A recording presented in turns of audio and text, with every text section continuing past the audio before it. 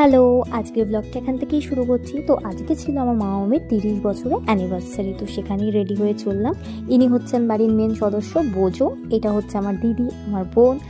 আর এবার হচ্ছে বাবা মামি কেক কাটিং করবে। তো কেক কাটিং হলো। কেক কাটিংয়ের পর এবার যাবো হচ্ছে খুব প্রিয় আমার একটা জায়গায়। এই যে এদেরকে না মানে দেখলেই আমার মনে হয় উফ, কোথায় চলে এলাম। তো এটা হচ্ছে আমার বোন।